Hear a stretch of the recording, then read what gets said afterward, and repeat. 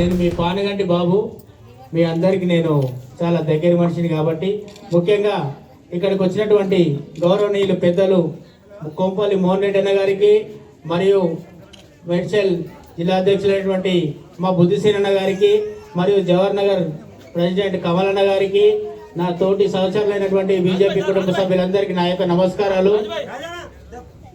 పొద్దున్న నుంచి మనం 10:30కి అనుకున్నాం ఈటల రాజేంద్ర అన్న ప్రోగ్రాం.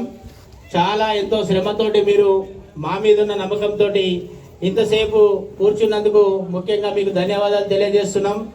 గతంలో ఈ జవహర్ నగర్ విషయంలో మనం చూసినటువంటి అయితే ఈ జవహర్ నగర్లో మొట్టమొదట ఉన్నటువంటి పార్టీ బీజేపీ పార్టీ ఉండే. నేను చిన్న ఉన్నప్పుడు గత 35-38 సంవత్సరాల క్రితం బీజేపీ పార్టీ ఉండే.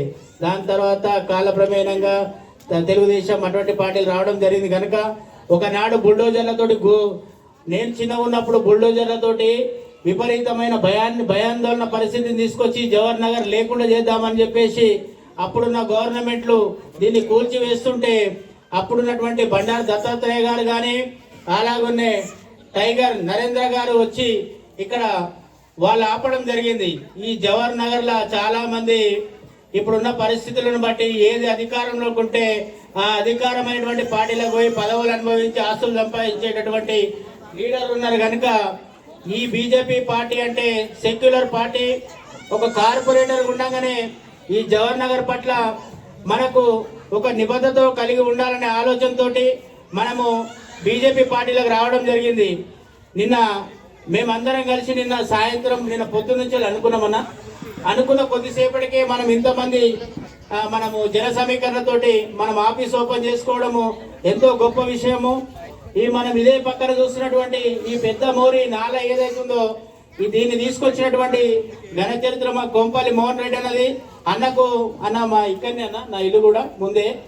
ఎందుకంటే ఎంతో ఈ జవహర్ నగర్కు బీజేపీ పార్టీకి ఉన్నటువంటి అనుబంధం ఇప్పటిది కాదు. దీని పునాదుల నుంచి వెళ్ళి దీని అభివృద్ధిలో కూడా పాల్గొన్నటువంటి బీజేపీ పార్టీ ప్రతి కార్యకర్త పట్ల నరసింహరావు గారు, దీనికి ఎవరైతే కారింగ నరసింహరావు గారు దీనికి ఎవరైతే ఫౌండర్ ఉన్నారో వారికి కూడా ఈ సభాముఖంగా ఘన నివాళులు అర్పిస్తున్నాము. కనుక మీరందరూ కూడా రాబోయే ఎన్నికలలో అనేకమైనటువంటి పార్టీలు వస్తాయి. దేనికి మనము లొంగకుండా రేపు ఏదైతే మన బీజేపీ కుటుంబ సభ్యుల నుంచి రిజర్వేషన్ ఏదైనా రావచ్చు, అవకాశాలు కష్టపడ్డలకు అవకాశాలు వస్తాయి, అవకాశాన్ని బట్టి ఫలితాలు వస్తాయి. కాబట్టి ప్రతి ఒక్కరు కూడా మీ అమూల్యమైన ఓటు బీజేపీ పార్టీకి వేసి ఈ అమూల్యమైన బీజేపీ పార్టీ గెలిపేయాలని మనస్ఫూర్తిగా కోరుకుంటూ మరొకసారి మీరందరికీ ధన్యవాదాలు తెలియజేసుకుంటూ ముగిస్తున్నాను.